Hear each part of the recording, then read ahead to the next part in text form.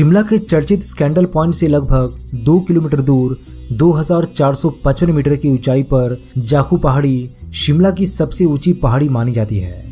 इसी पहाड़ी पर यह प्राचीन हनुमान मंदिर स्थित है। इस पौराणिक मंदिर एवं महावीर हनुमान के इस स्थल पर आगमन के संबंध में 2 कथाएं प्रचलित है। प्रथम कथा के अनुसार श्री राम एवं रावण युद्ध के मध्य मेघनाथ द्वारा लक्ष्मण जी को शक्ति बाण लगने पर जब लंका के ही सुषेण वैद्य ने संजीवनी बूटी द्वारा लक्ष्मण जी के प्राण रक्षा करने का उपाय बताया तो महावीर हनुमान जी को द्रोणागिरी जाकर वहां से बूटी लाने का काम सौंपा गया।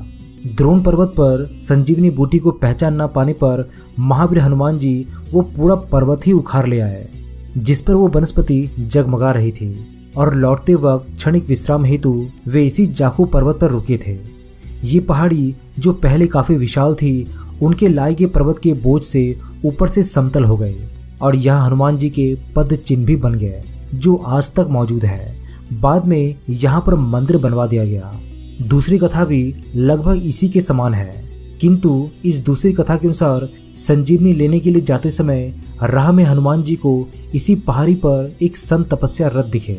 याकू नामक इस संत के दर्शनार्थ हनुमान जी रुके और इस क्षणिक विश्राम के मध्य में उन्होंने याकू को न केवल अपनी यात्रा का उद्देश्य बताया वरन याकू से संजीवनी के विषय में विस्तृत जानकारी भी प्राप्त की। हनुमान जी के साथ उनके कुछ वानर मित्र भी आए थे जो यात्रा की थकान के कारण बहुत थककर सो गए थे। हनुमान जी भला कहाँ रुकने वाले थे। वे याकू से संजीवनी के संबंध में पूरी जानकारी प्राप्त कर वापसी रास्ते में मिलने का वादा करके द्रोण पर्वत की ओर चल पड़े।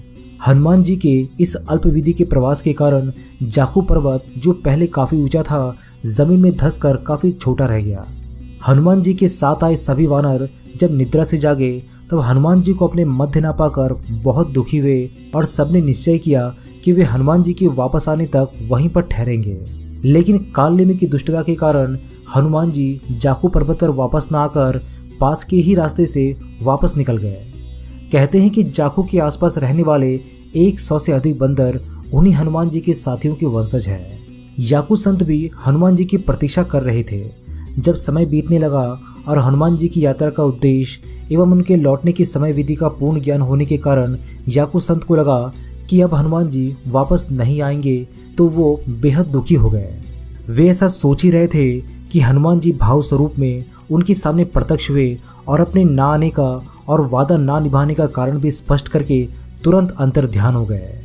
लेकिन उनके अंतर्ध्यान होने के बाद याकू की इच्छा एवं भावना का सम्मान करने हेतु उनकी मूर्ति वहां पर स्वयं प्रकट हुई। याकू ने उसी स्थल पर एक मंदिर का निर्माण कराया और उस मूर्ति को उस मंदिर में प्रतिष्ठित कर दिया। मंदिर में आज भी उस मूर्ति के दर्शन किए जा सकते हैं। इन्हीं याकू के संत के नाम पर इस पर्वत का नाम जाखू पड़ गया। वैसे एक अन्य मत के अनुसार जाखू शब्द यक्ष शब्द से लिया गया है। यक्ष मानव एवं ईश्वर के बीच की कड़ी माने जाते हैं। इस दृष्टि से इस मंदिर के निर्माता याकू संत को यक्ष माना जाता है। दोनों ही कथाओं से इतना तो स्पष्ट है कि हनुमान जी का आगमन इसी पर्वत पर हुआ था और इसी की स्मृति स्वरूप इस मंदिर का निर्माण कराया गया। पुरातात्विक दृष्टि से भी ये मंदिर शताब्दी पुराना माना जाता है और देवस्थल के रूप में ये पृथ्वी के पवित्रम स्थलों में से एक है। यहाँ पर 108 फीट ऊंचे हनुमान जी की प्रतिमा कुछ ही वर्षों पहले स्थापित की गई, जिससे इस स्थल की मान्यता एवं आकर्षण कई गुना बढ़ गया। दशहरे पर प्रतिवर्ष यहाँ विशाल उत्सव का आयोजन किया जाता है, क्योंकि पौराणिक दृष्टि से लगभग इसी समय हनुमान जी का आगमन इसी स्थल पर हुआ था।